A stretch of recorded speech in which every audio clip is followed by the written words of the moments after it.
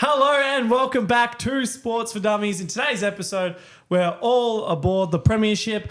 I am finally joined back with Johnny. How you doing? I'm back. Oh, I actually missed doing this. This is good. I was away in Noosa for a week. Beautiful weather. Great round of footy. Anzac round, one of the most, amazing rounds in AFL in the calendar. So It didn't disappoint either. I thought there was some really good games of football. Anzac Day was obviously, the Essendon Collingwood game lived up to all the. Well, it was a draw, and we'll talk about that when we do the review tomorrow.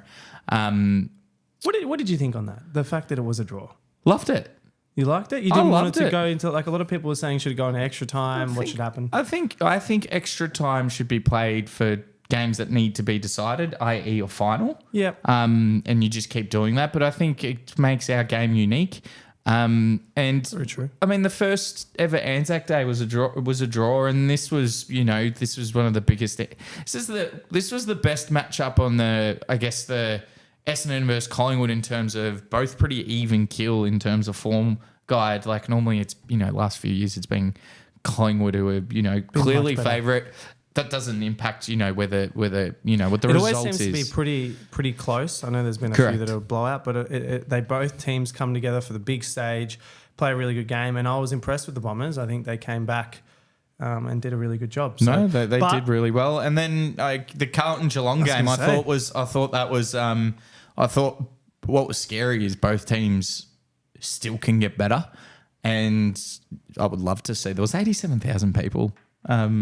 Saturday afternoon football, the old school Saturday after 87,000 at a 4:35 game. That's impressive for Geelong and Carlton, and they didn't disappoint. I thought that was a cracker. But when we will review that game, but they were from a coaching standpoint and structures, I thought that was awesome. But let's get into it now, Johnny. For those viewers out there, can you just quickly run through what is this Premiership segment? If you are the first time joining, what is it about? All aboard the Premiership. So we're on Ship Premier. They're all trying to win the Premiership. So at the bottom, you've got in the drink. There are teams that are gone. They are done. They are nothing. They are struggling. You might as well say they're drowned. Then you have the life raft. You're not on the boat, but you're almost there. Like one little bump and you're dead. So you're floating with the idea of drowning or potential to get the the rope back to get into the ship. There's a chance. You're not completely dead yet. Okay. Then you got starboard. You're on the ship, but you are very close to being kicked overboard. Then you have the deck, which is you're very much alive. You're very much alive on the deck here. You're very important to the actual league. Then you've got coaches' quarters. Captain's quarters. Coach's quarters. Well, I keep thinking football. Yeah, Captain's quarters. That is almost the best. It's the best. The captain of the ship gets the best room. These are the sides these are very, very dangerous. These are Premiership contenders. And then you've got the captain's wheel. They're the one who's driving the ship. They're the ones who they're the clear favourite. Yeah. And the way we really love to run this one is we like to show the shit first. Mm-hmm. So let's go into the ones that are on the drink. Johnny, run us through them. Okay, on the drink. So we've got North Melbourne, who I just saw a stat today, Josh. Mm-hmm. So I'm a Carlton supporter, and Carlton's winning rate from 2002 to 2006, we won 3 spoons in that time, was 27%. Okay. It was 22 or 27%. It was very low. Like that's 1 out of 5. Yeah, 1 out of 4 games. We were winning probably four or 5 games a year. Yep. North Melbourne in the same period of the last 4 years are at 13%. 13%. So there's almost 1 out of 10 games they win. Yeah. So they're winning 2 to 3. So that Carlton side is the worst Carlton side of all time. This North Melbourne's. And that Carlton side's almost double better. They are a disgusting football club at the moment. And do you know what the difference was, at least what we had? We had Fev. We'd lose and, Fev would kick 5 or 6, take a great mark, kick goals from outside 50. It was amazing. What did North have? Paul Curtis? Well, they've got, Nick Larkey, Zaha, Their midfield has been down. I mean, Simpkin's been bad since he got knocked out. I think he's come back and just hasn't. He's captain and he hasn't played well at all. Their backline's horrible. Who do you who the hell actually is in their backline? Someone put me a comment and tell me who's in their backline right now because I couldn't tell you. But people aren't going to watch Nick Larkey play. That's not like Fev, who was just Fev excitement. Harry Sheasel's their best player, but he has 15 touches from kick-ins and doesn't really do anything for it. There is nothing to like about that side. You know, the issue for them is they're going to lose a lot of their good players. I mean, they lost Jason Horne-Francis. That's a great point. They're going to lose another. If they lose Sheasel and Larkey, I mean, these guys, Larkey's did he win the Coleman? He came third behind Curnow and Walker. What more? If you're another team and you're about to break into the 8, what more do you want? You probably want a good key forward. Getting someone like Larkey in is a great idea. I think it's going to be a bit of an issue. And now that North, they've got Alex Clarkson, it's really not working. I said before he was recruited there, this idea, because he's a super coach, and he was. This is not. It's a list issue. This is not taking, and that is fair. He's been doing it for so long. You can lose the passion for it, and we have seen coaches do it. Mick Malthouse was a bust at Carlton. Kevin Sheedy. I mean, I'm not going to get back Kevin Sheedy because he took over the Giants in their first inception year. But there are plenty of evidence of coaches coming back and not performing, and they're legends that I just said. What clubs? I guess another good little talking point. What coaches have come into a club where they're so far down and then rejuvenated them or brought them up? They're long periods, Josh. So I think. How long was it? I think Melbourne were down for ages, and they got Paul Roos, and they did that succession plan, and then Simon Goodwin came in, and they were that was an interesting one because I think he set them little goals for the year. So Roos's first year was, let's just make sure our percentage is better this year than it was last year. That's a good idea. Year 2 was about contested footy. That's all they focused on. They chipped away, and I mean Melbourne are, where they sit on here is a different thing, but they're okay. They're out of the wilderness. Doggies were a quick turnaround. When Bevo took over, they played finals after being pretty ordinary. That was a quick one, but this north side where they are, I mean, Carlton were down there for a very, very, very long time. What did Carlton do? Well, Carlton had 20 years of it, Josh. Yeah, I This know. is the thing, like I said, 2002, 2006. We then got Juddy, and then there was a few years we played finals up until about 2011, 2012. And then 2013 we made the finals with Mick Malthouse when Essendon were kicked out. Then we were shit for about 6-7 years, and we just started getting players in. I mean, we did well for the crap Stephen Silvani copped. We did get some good ones in there. Getting players like Charlie Curnow and Harry Mackay helps. Cripper, then Walsh. But North are just, we were sort of excited about North. We thought their forward line was good enough to be all right. Their midfield had some good pieces. We knew their backline was shit, and they could address that. But these guys aren't competitive. No, not at all. They versed Adelaide at Ballarat, who are not well known for playing well there, and they got flogged. But that brings us. We've got 3 other teams there. So in there, Richmond, they're in the drink. They're done. They're a weird side to watch. That game against Melbourne was probably the worst game I've ever seen. That was just boring. Both sides were shit. They just couldn't take a hold of the ball and kick it properly and actually just play good football. Nothing. And Melbourne sort of played down to Richmond's level. Yeah. But a win's a win. They won, Richmond don't. And then Hawthorn, they beat North, and I think everyone got a little bit too happy. They were pretty well soundly beaten at the MCG against Sydney, which I, funnily enough, thought that was going to be a danger game just because of what Richmond had done to Sydney. But Hawthorn are purely in the drink. Now, you've swapped up. So last week I took full reins and put West Coast on the life raft. And what you've done today, you've put them with a little boy. That sounds weird. A buoy as in so that they've got In the you know, water, potential yeah. in the water. They've got potential to hold on to Yeah. it. They're closest to it. They're Yeah. about to get. It's not a life raft. It's not stable enough that they're going to be okay. They're kind of alive. The sharks are circling. Look, they're a bit screwed. I think where I can understand why you put them on a life raft. Well- I just don't. They beat Richmond at home. Good on them. Yep. They got up for a derby, which we all know those sort of games can go either way. I just didn't see it. Like, I think they played really well. I thought they could have been more competitive on the weekend. Resting Harley Reid was a real...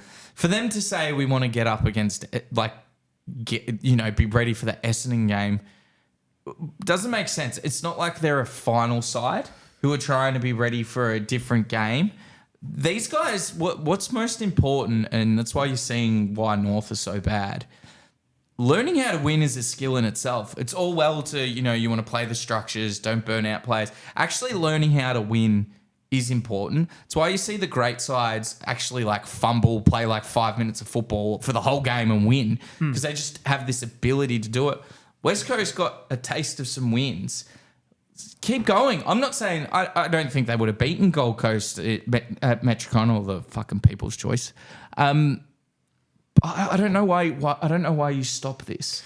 I personally don't get why they would rest Harley Reid, especially coming up against a team that has Bulls in there as Gold Coast. They're not great with their foot disposal. Like you've got Miller, you've got Rao, you've got and you've got Powell. So, look, those three, they're pretty bullish players. You want a player like Harley Reid who can get in, get that contested ball, stay on his feet, use the ball well, get it down forward.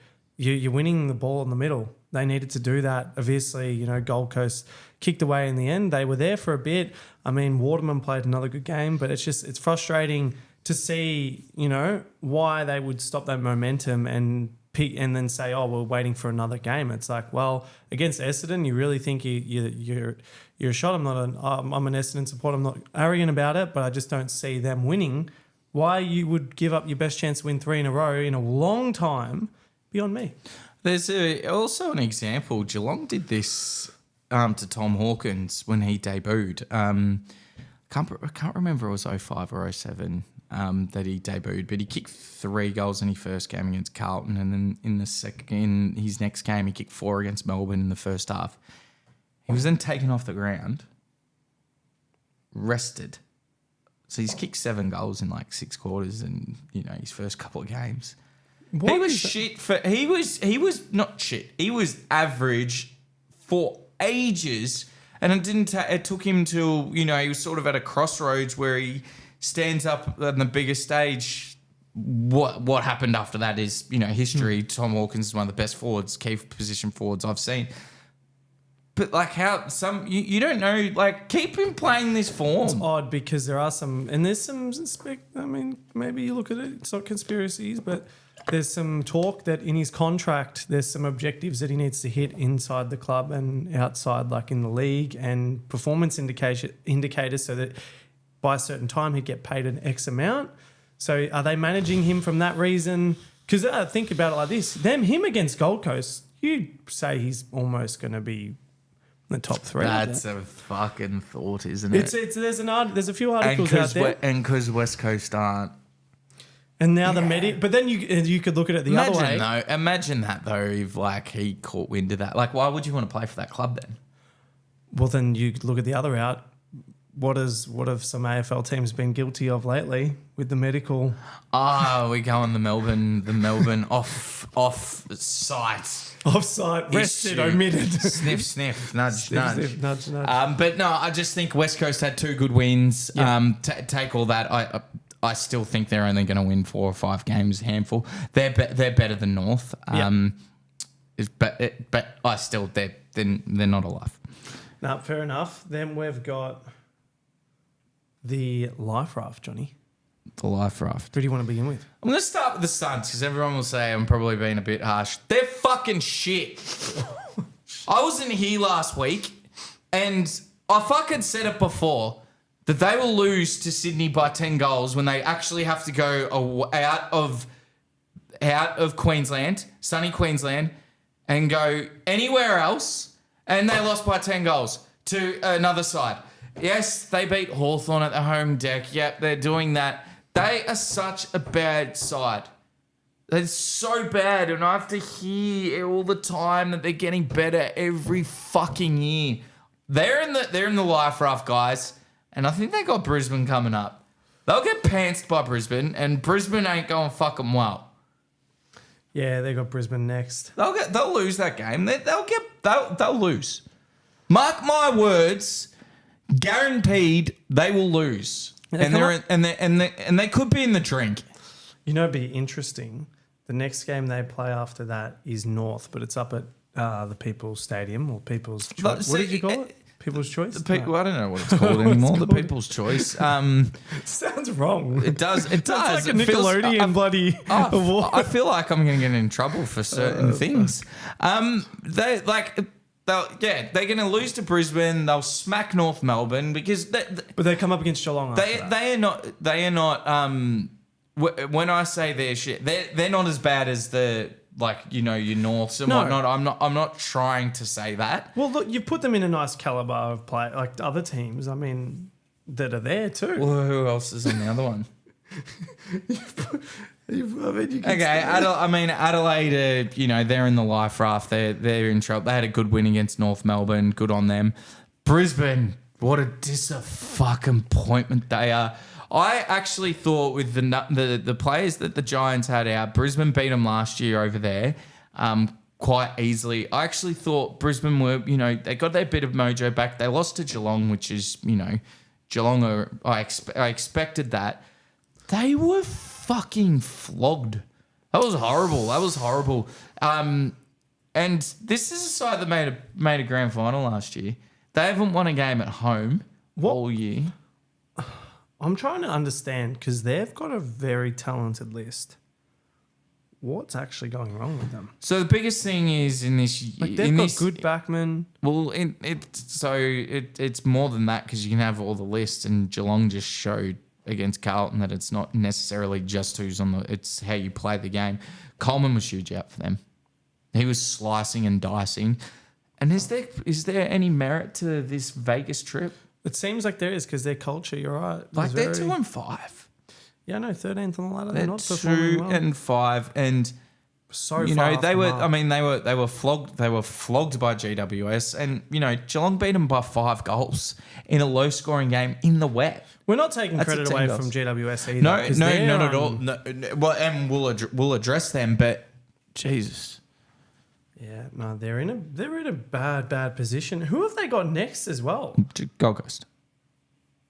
They'll beat Gold Coast. You would bloody hope so. They'll beat Gold Coast. They'll be their first win at home. And you got the Saints. And then this is where I'll give you credit for, Josh. Because me and Harley in our predictions laughed at you. Was shocked that you had them. I'm pretty sure you had them 16th. Did I have them 16th or 15th? I think you had them bottom 4. I think I had 15th.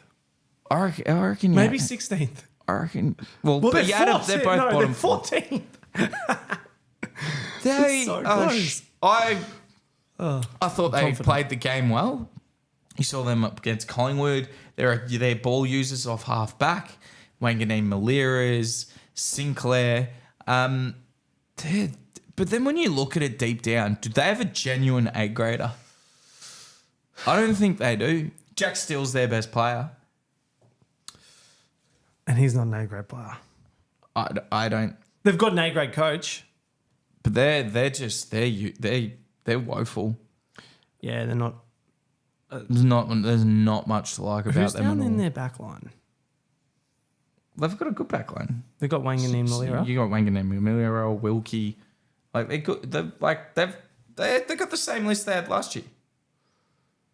Yeah, I don't. As I said, I don't rate them as a team. I really don't. You're right. I've never looked at them and thought that they're going to be a team that's going to get up and compete this year. I think you guys had them close to the finals, but yeah, I didn't have them in the finals, but I had them, knocking on the door. No, and that's when I looked at them on a list basis, just against Essendon and the way that they're both playing. Well, they sort of died against it. They were better than you guys in that game, and then you pipped them, and they've sort of lost their balls ever since. Yeah, it's almost it isn't just playing, like I said, I think St Kilda, you can play your structure, your zoning and do all that. But I think when a few players kind of go off that and then your mentality isn't there, the heart's not in the game, you can have a great coach who's sitting up in the stands and directing orders. But if your heart's not in the game, you see how different some of those teams is with the coach on the ground.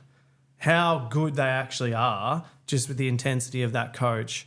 I mean, Vossi is probably the exemption. Carlton have a lot of heart, and he's not down on the ground. All right, that brings us to the starboard, which is the Lonesome Doggies. The fuck are the Dogs doing? Do you know what's good though? What do you mean? Because they dismantled St Kilda. They go on against Fremantle, who are up against the ropes. Now I picked both those games, so I'm sort of happy with my prediction. They can do so well, and this is where, and then people get lost in what they are.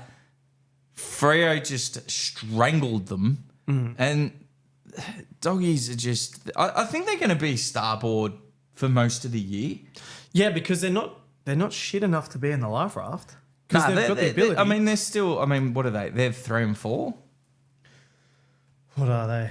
They are 11, 3 and 4. Yep. Yeah, 3 and 4. So I think they're going to be around, 500 all year. Who do they've got? Who have they got coming? Look, they're only a match outside the 8, but let's see who they've got. Well, so they lose one more. So they've got that. So they'll beat up on them. You should. One would hope. Then they've got Richmond. They should. Okay. Then they've got GWS. Okay, so all right, so let's and then they've got Sydney. Let's stop there. So they need to win those 2 games and win well. Yeah. For percentage, because then they've got the Sydney trips, and wherever they play them, that they're going to be it's going to be hard to win. Yeah. So they'll be interesting to see, what the doggies are. But they're very much another loss. They could be in the life raft. Well, yeah, it's getting. I mean, we're 3 and 5. We're 7 rounds in now. It's getting to we're getting closer to that middle point, and a lot of the sides are being determined. Pretty level field though. Mm-hmm. That brings us to on deck. Who do you want to start with? Well, Freo are back. Well, did you have them on the deck? I think I had them. Yeah, no, I think I on did. The deck. Freo, nice professional win. Did what they needed to do. No, I had them starboard. Yeah, them starboard. Yeah, they're back. After their loss against West Coast, I thought that they were well and truly on. They're back on the deck. Then I think the West Coast will put that down as a mulligan.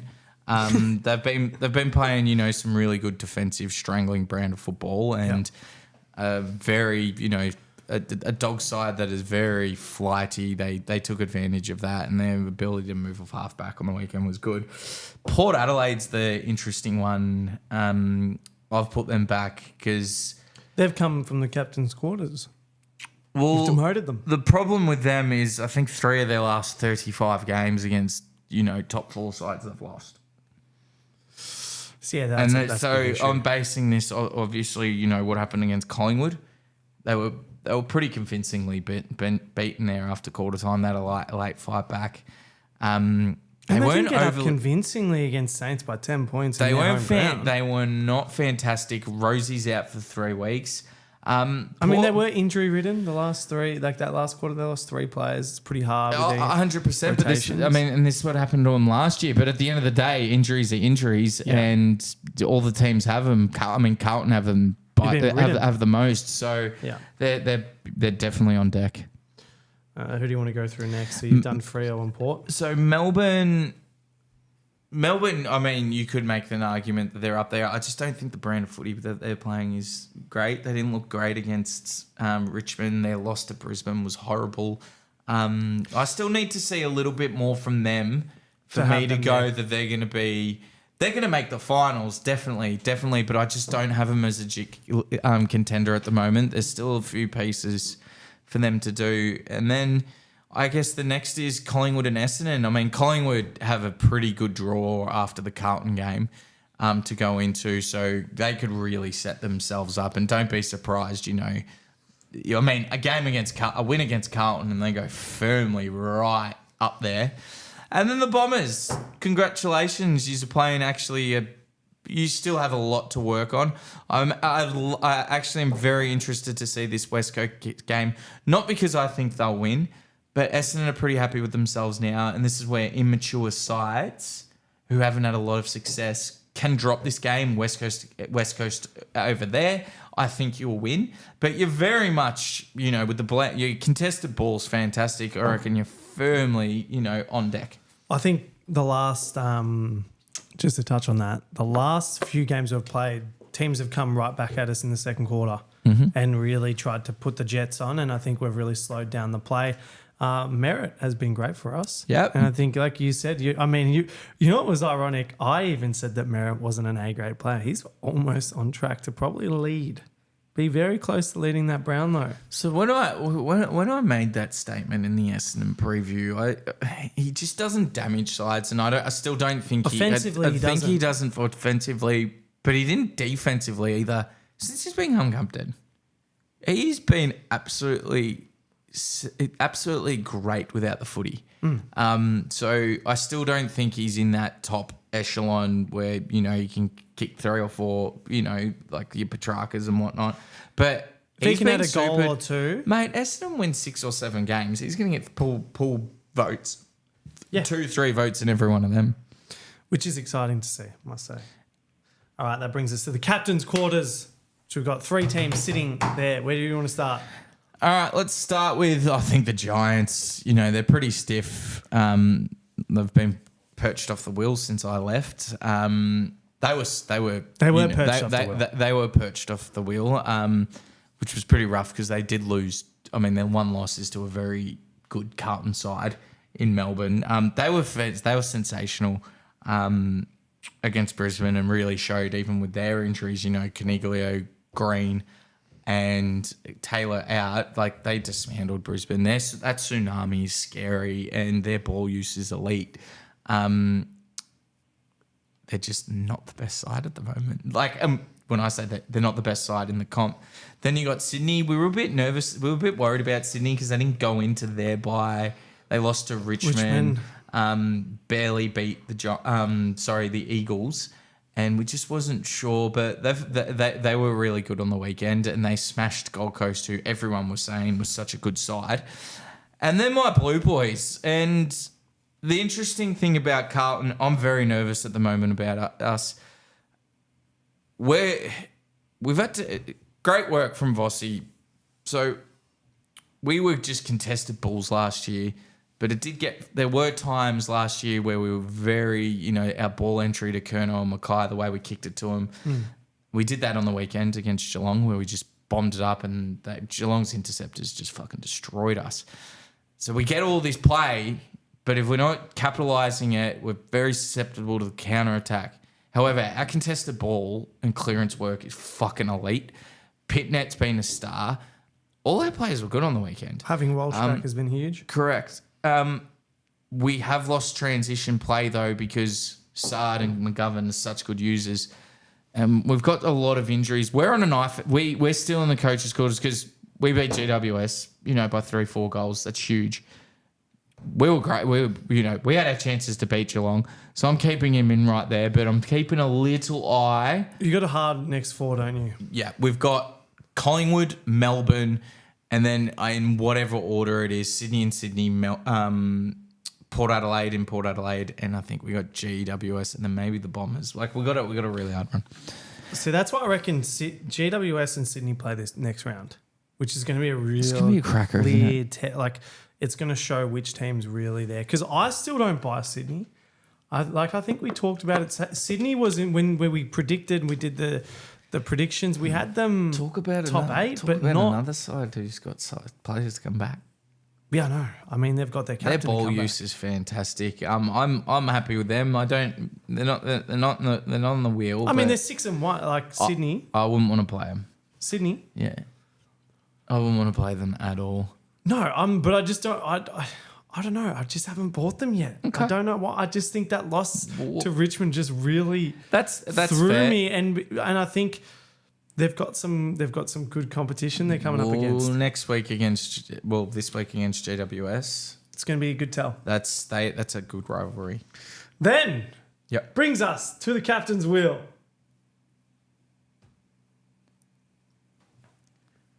The Cats so fucking would have fucking picked it.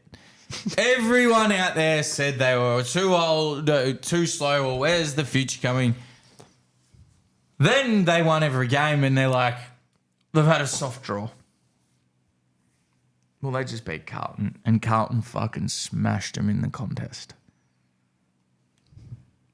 But they were better than us. And what I hated about the soft draw thing, I said they won the flag last year and then made 3 prelims in a row. What draw matters for them? They win every fucking the flag time. the year before? 2022. Yeah. And last year they were injured everywhere. Like, they win all the time. Like, this is... I don't know why everyone's like, they haven't played anyone. When they were winning, they were having hard draws and won. This side is so well coached. They went up... They knew they were going to get destroyed in the guts by us. No way was their midfield beating us. You saw that. Carlton were all over him. Geelong were just... It's like Muhammad Ali. He would copy barrage of punches, the rope-a-dope. And then he'd fucking punch him in the mouth. It's like they wanted the ball to come down. They almost were like, let's just enjoy, let's just absorb Carlton's pressure for 5 minutes. And in fighting, do you know what's most tiring? When you throw punches and they don't land. Yeah. And then you get clocked. And that's what Geelong just did. They did. Transition now Geelong have issues, I think, come finals if a side can get a hold of you. And if Carlton do kick straight, a few of those ones. But even then, we were 2-8. There was only a couple of those shots that were easy. Like, we were having shots. And the way that we were having shots, we were having to take big contested grabs. Geelong's half forwards just roll up close. Holmes is fantastic off half back. Stangle was an absolute superstar. Zach Guthrie, I'll give my credit to one of my brothers. He said Guthrie will have 9 intercept marks. On the weekend. I think he had 8 in the first half or something. I listened to the second quarter I was driving and all you could hear was, and Kerno's on the lead. Oh, Guthrie gets back. Because Guthrie gets back. Mate, they're so well coached.